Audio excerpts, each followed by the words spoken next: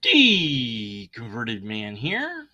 Well, thanks to Bitch Blog for this gem of a video that I somehow missed back when it first aired. I like to cover recent videos, but look, this is just, oh my god, it's so stupid. It hurts my brain.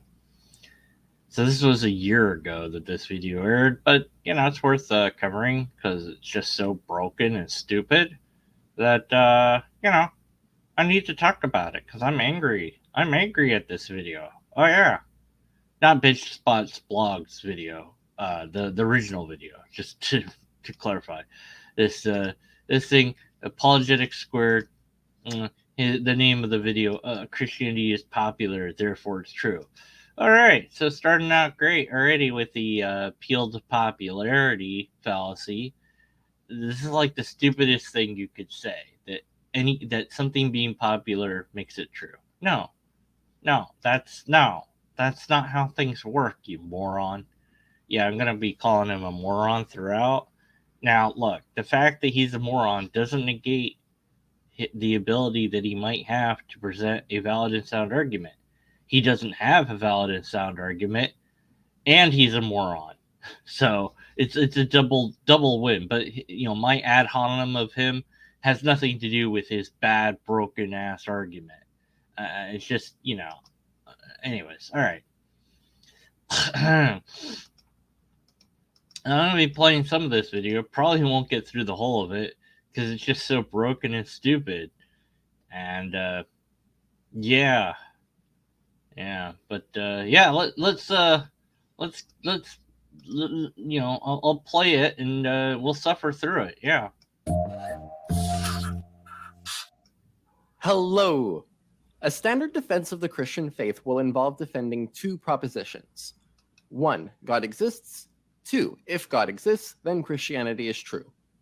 The first of these. Okay, and we're stopping right there. Yeah, we're stopping right there because that is not a syllogism. This is so broken. So broken. Okay, first of all, you have the formal fallacy. I'm reading my own comment. Improper format. This should be an HS, a hypothetical syllogism, but it's malformed. Of course, because it's malformed. Well, even if it was formulated correctly, there'd be all sorts of logical fallacies. But because it's malformed, he gains additional logical fallacies. Wow. So he's got begging the question, bald assertion, association causation fallacy. It's just no. It's just this is just no. This stop. No. You're this is no. That's not. Look. Okay. All right. Let me fix this for you. All right. Hold on. Let me fix it for you. All right. Okay. So okay. All right. So we do this, right? Okay. All right. Okay. Now we just switch one, right? Whoopsie. Okay. Let's just put. Come on. Grab it. Grab one. Oh my goodness! It doesn't want to do it. What the bleep? All right. Okay, there we go. All right. Yeah, and then we do that. Okay. All right. Okay. Now, it's correctly formatted. See? Okay. Although actually it's still not because this is not proper either. So then you do this. Okay, let's make it properly formatted more. Let's see. Yes. Let's see. Oops. All right. Almost got it. MS Paint just giving me trouble here. There we go. Okay. There we go. Okay. Yeah, now we're talking. All right. Now it's a fixed argument. There you go. It's still stupid as far as arguments go. And well, let's change 3 completely. Let's make that conclusion. because that's what that should be. And there you go. There you go. I fixed your stupid thing. Okay, that's what it should look like. Okay, that's what it should look like.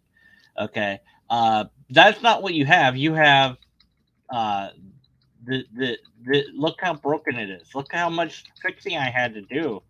Okay, that's what you had. Okay, and no to that, and no. All right, so it's broken, completely broken. It's broken as far as how an actual hypothetical syllogism would be, and then it's still broken after you fix that, so you have to fix it again. It's just so stupid. Okay, all right. So yeah, that's it. We don't need to go any further because this whole thing is broken, right? And he said these are the true propositions that he has to defend as a Christian. Well, I mean, if he could show the first one, that would be a good thing, and then he'd have to show that Christianity is true. That would be a thing. If he could do that, then great.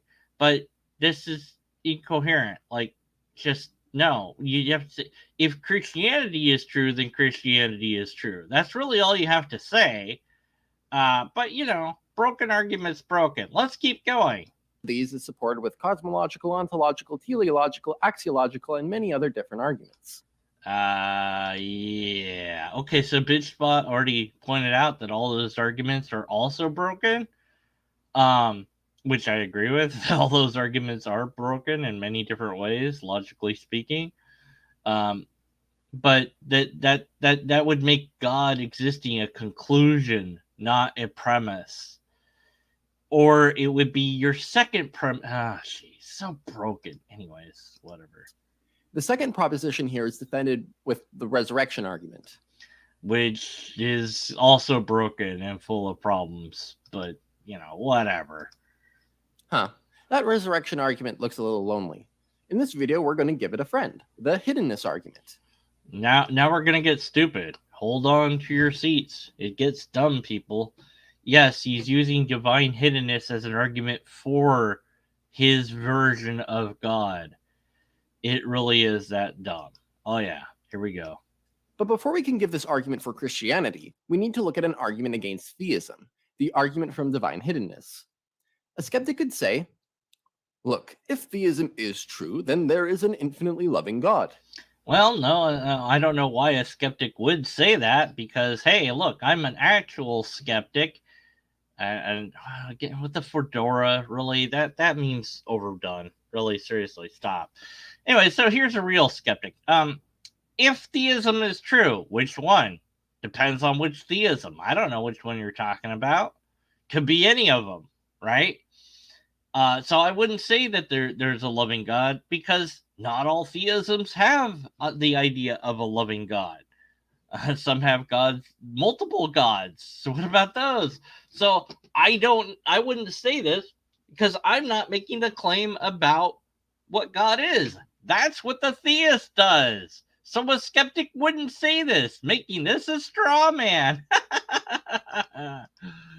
But if he is infinitely loving, then he desires to be in a relationship with all creatures.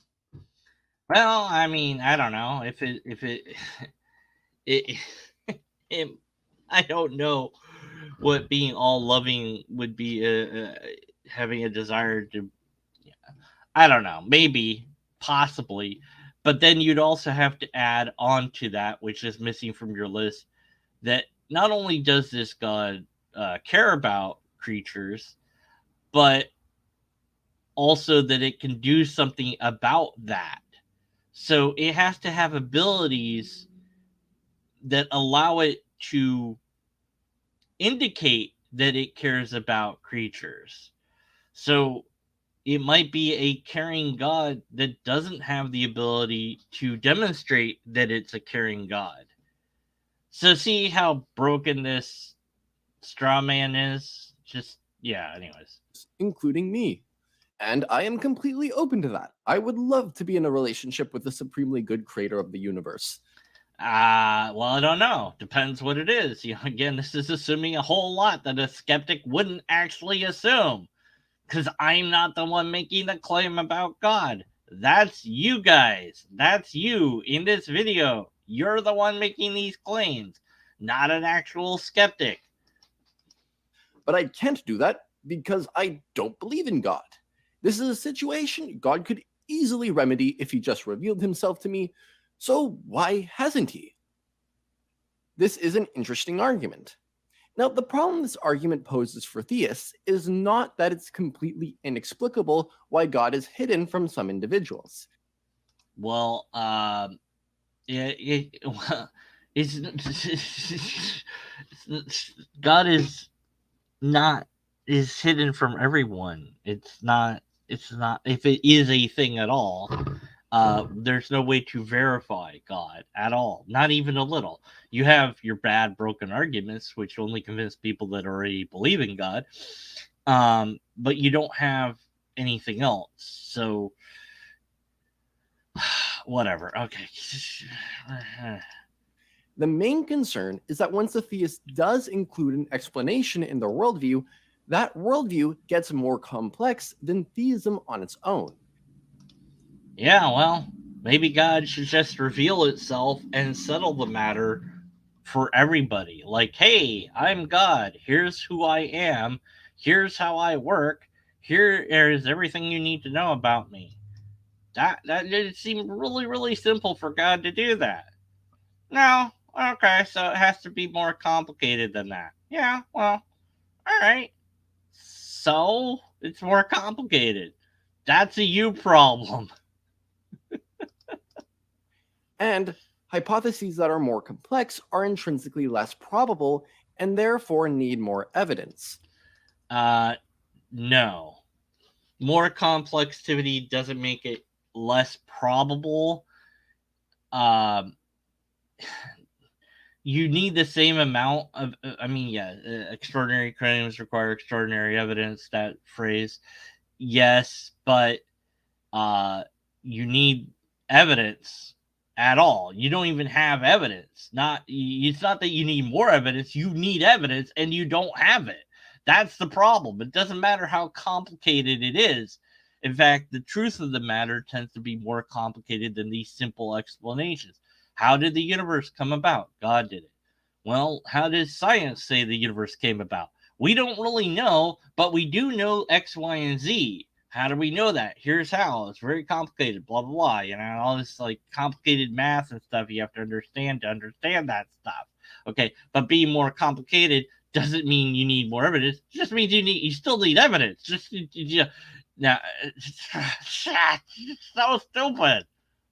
So, the blow that divine hiddenness gives to theism is that it raises the amount of evidence theists need to give. Not really. You just need evidence at all. All you would need is just God. That's it. That's all. You need your version of God. That's it. Then you just, hi, God, here I am. That's it. That's all. You just need that. You don't have that. No religion has that. I obviously think that theism can reach this bar due to those aforementioned arguments, No. but that's not the focus of this video. I want to point out that it's not just the fact that there are non-resistant non-believers, but the amount of them matters too. Okay, so this is where things get real stupid because he's attempting to justify the logical fallacy of appeal to popularity with this appeal to meaningless statistics. Yay! If there were no non-resistant non-believers, there wouldn't be any problem. But the more and more people who turned out to be non-resistant non-believers, the more and more complex explanations theists would need to give, and the more evidence theism would require. We can No, that's not how things work. It's irrelevant how many people don't think that something is true or that think something is true. That's just not, that doesn't matter. Everyone in the entire world could think that leprechauns exist except for one guy, and I'm that one guy. I'm the one dude in the entire world that says no to leprechauns. That doesn't mean leprechauns are true. It also doesn't mean they're false either, because the amount of people that think something is doesn't make that thing a thing. That's not how reality really works, you moron. You're a moron. Okay, I'm just sorry. I just want to insult him so much. It's so. Oh.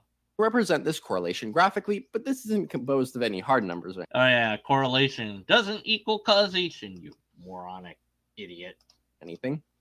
Coolio. Now let's rerun the argument from divine hiddenness, but with a specific version of theism in mind. I'm going to use Islam for this example. If Islam is true, then presumably there is a loving God who is therefore open to relationship with me. But even though I'm a theist, with regards to Islam, I am a non-resistant non-believer. If I knew Islam was true, I would follow Islam. And Allah could make sure I knew Islam was true by revealing himself to me. So why hasn't he revealed himself? We can now reuse our previous graph with Islam in mind rather than just bare theism. As the proportion of non-resistant non-Muslims like me goes up, the amount of additional evidence Islam needs to bring to the table also goes up. No, they need the same amount of evidence as you do. None of this grows because of the amount of people that believe or don't. It's the same amount of evidence throughout. In fact, it's the same evidence. All Islam has to do is show that their specific version of God is correct. That's it. Same as you guys. Doesn't matter how many people believe in it or don't believe in it. That's not how reality functions. It's like, look, this car is really good. Okay, great. Now I'm a car salesman. You come to my car lot. Is this car good? You know, I did my research. This car is like okay online. You know, everyone, you know, I looked at the Carfax. I know it's, you know, good condition, but the going price of it is $1,000 less than what you're charging. So I could go to a different car lot and get it there, but I came here first and I want to deal with you. And I'm like, oh, well, I understand what you're saying, good customer, but hold on. Let me bring forth a few of my friends here. Hey guys, come here. Hey, this car is worth that extra $1,000. Don't you agree? Oh yeah, I agree. I agree. Yes, me too. Look, we've got 4 people. We all agree that this car is actually worth the extra $1,000, even though it's the same car you can get in those other lots. Trust me, we have 4 people here that say that it's a better car. That must mean that it's actually worth more money than these, even though it's the same car. I'm saying it's a better car, and there's 4 of us, so that means it's more true than it's not true. And you're only one person. So well, you're saying we need lots of evidence that it's true? No, we just have lots of people that agree. Look, we've got more people. Hold on, let me call out the secretary. Hey, secretary. Oh yes, what's going on? Hey, tell us how awesome that. Oh my god, this is the best car ever. It is worth actually like $3,000 more than its price of $3,000 more than it should be $4,000 more. He's complaining that it's $1,000 more. It's like basically we're saying we're reducing this cost from $5,000 down to what it is to make it this, and you're complaining that it's $1,000 off of it. It's like, wow, man. Let me call up my friend. You see how stupid this is? This isn't how things work. This also applies for Christianity, Odinism, Zeus worshippers, and so on. The religions with more adherents are going to be closer to over here and have an easier time explaining why there are non-resistant non-believers regarding their religion. No, same problem. Same exact problem. Same lack of evidence. It doesn't matter the amount. This just isn't true. This isn't how. I don't know how else to explain it. It's just is wrong. Also, okay, so the more.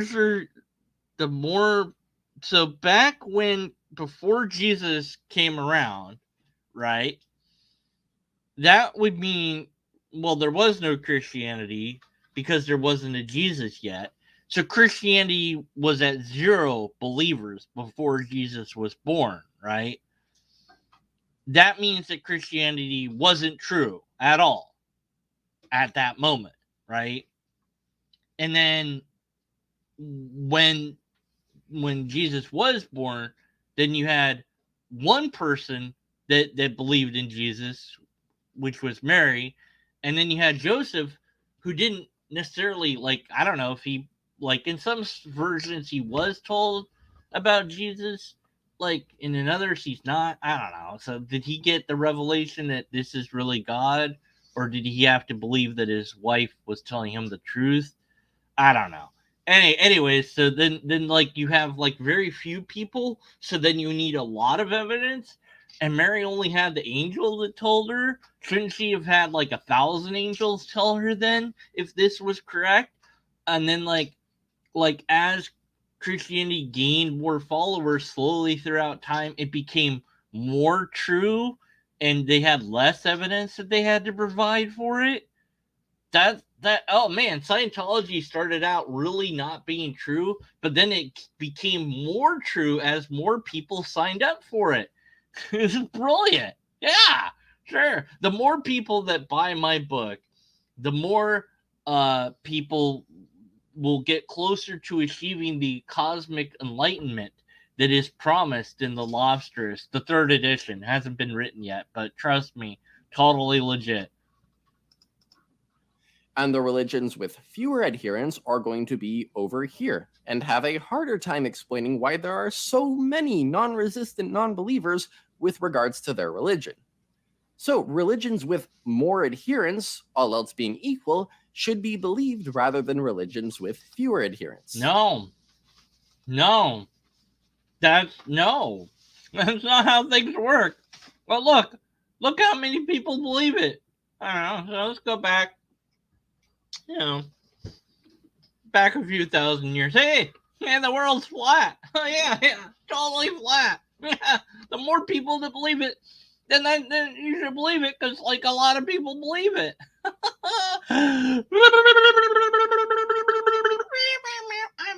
So back in the Roman days, when all the Roman gods were there, because they killed they took the gods that were there, the Greek gods, and they changed their names, right? So, I guess then the Roman gods, because that was like the official like religion, and all Rome believed it, or else that made that true at the time, and it was the most popular religion of that time. So then it was true during that time.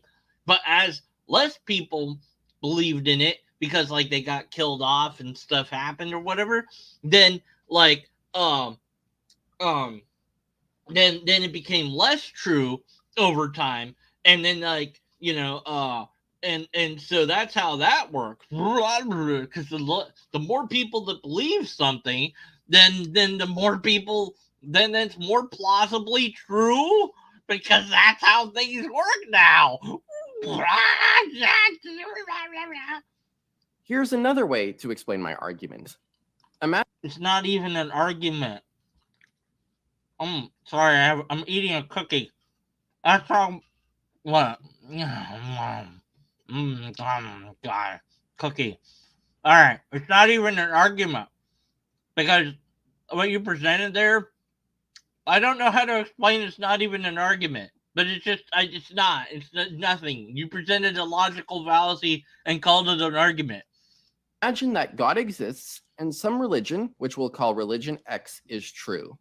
God, being all powerful and all loving, would want people to. Well, hold on. That assumes a shit ton about God already. Oh, well, whatever. To know true things about him so they could have a better relationship with him. So he would want as many people to believe religion X as possible. Thus, if we knew nothing except that God exists and religion X was true, should we expect religion X to be unpopular or popular? Well,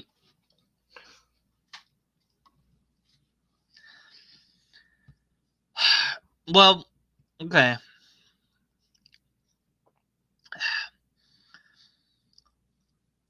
Depends if humans are the same as they in your scenario as they are now. Okay, so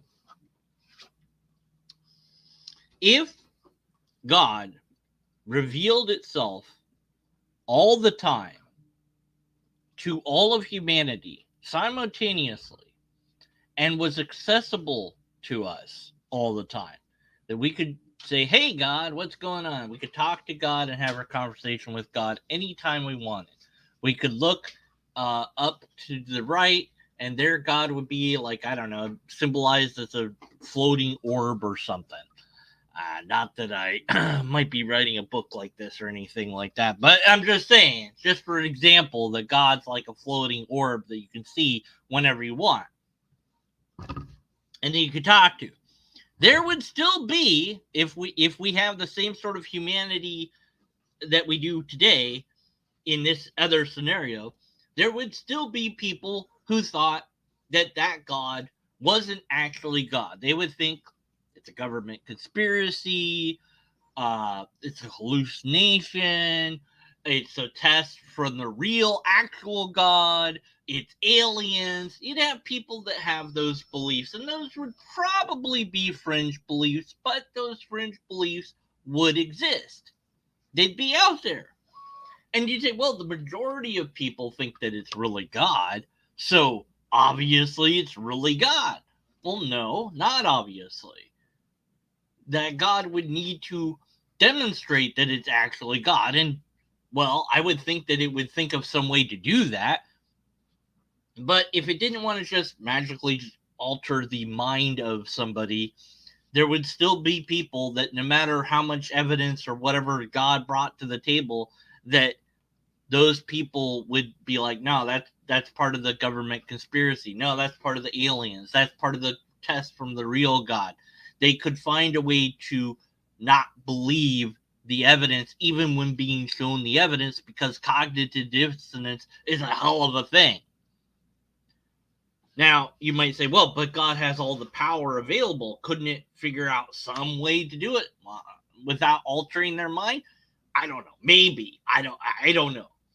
But yeah, this just the answer to this question, even in a world where God is completely revealed all the time, then it would be, I guess you could say, popular. Probably, more than likely, I would dare say, yes, it would be popular. But there would still be people that didn't believe in it. But that would be actual empirical evidence of God 24/7, which we don't have. But in your scenario, it would be popular, I guess. Obviously, it would be popular. So if you become convinced that there is a God, just look at the popularity of the world religions to try and figure out which one is religion X, the true religion. Obviously, no religion is believed by everyone, so something like human free will or whatnot has complicated the matter for God. But it still stands to reason that the more popular a religion is, the more probable it is that it's the one with an omnipotent God on its side. And there's this one religion centered around this first century rabbi that Okay, no, for every single reason I've already stated, no to all of this that he's saying right now. He's attempting to justify a logical fallacy. It's amazing. It's almost as incoherent as what Leslie Curley 2 is saying in chat right now. Almost, not quite. Well, I don't know. Yeah, so yeah, he's just saying stuff. I'm gonna put it on screen here. Has nothing to do with anything I'm saying in the video. He just said stuff. I don't know why he's saying this stuff. No idea. But that's what he's saying. I guess he wanted attention, so I gave him a little bit of attention. There you go. There's your attention. There you go. There's your little minor attention. Back to the video. that's like really popular. Uh-huh. In fact, you'll be kind of hard pressed to find a more popular one. So Yeah. you should really just believe that one. Yeah, you should just really believe that one. Yeah. Like, no, this is the stupidest thing, like, ever. But you know what? I'll tell you what there, Apologetics Squared. I'm going to do the unthinkable. I'm going to grant your stupid thing. All right. Which one's the most popular? Let's find out. Let's see if you're actually right. All right. Let's see. Wait. Almost gave away the ending there. Okay, so this is the last thing that I know of. By the way, I'm not going back to the video after this. So, this is the latest poll that I'm aware of from Pew Research Center, Global Religious Landscape, and they've got Christians at 31%. I'd say probably 33% of the world. You could probably round it to that. Be about it, maybe a little bit less. But yeah, that's a good approximate value. Okay, and then you see how Muslims have just like 23%. They're catching up pretty well there. And et cetera, et cetera, et cetera. So that means that if they ever overtake Christianity by one person, then they become true, according to your argument, right? That's how that would have to work. All right, and then of course you have to ask the question about, well, what about the different subsystems, the different subsets of Christianity? Here's a few. It's branched off many times, and you can see that here, and you can see that. Let's see, where is this? You see that here. Okay, so yeah, which one of those is more popular than the other ones? Because that's the one that would also have to be true then. But it gets worse than that. Forget about Protestant, you moron. You should have done your research a little better, you stupid idiot. Yeah, here's why. Okay, guess what? How many people are Catholic? 50%, 0.1 versus 36% Protestant. And then you got Orthodox and so Catholic must be true then. So Apologetics Squared should be a Catholic. Hey, Apologetics Squared, are you a Catholic? Yes or no? Are you a Catholic? Everyone, go ahead. Do me a big favor. If you're not going to comment on my video, even if you are going to comment on my video, go ahead and post the comment over on Apologetics Squared asking him if he's a Catholic. Let's see if he'll respond to any of us. I don't think he will. I suspect he will ban us all. But I'd love to see a flood of, are you Catholic?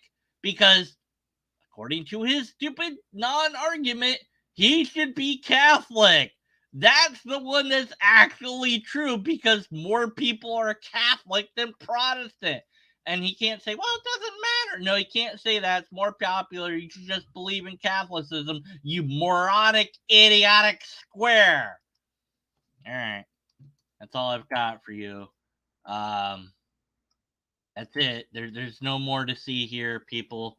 It just frustrated me and irritated me. His argument wasn't even an argument because it was so broken that like it wasn't even a syllogism. It wasn't even a thing.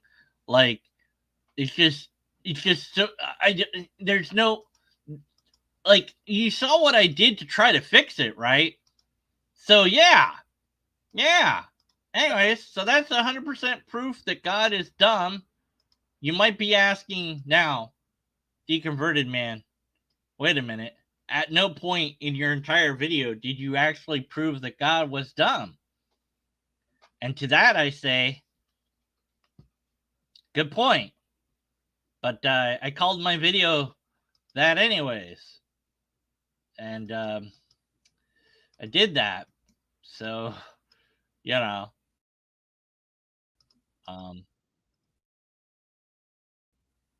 that's what. Thanks for watching, everybody. So wait. No, I do have the proof. Hold on. Wait, I came up with it. All right. The proof that God is dumb is the following.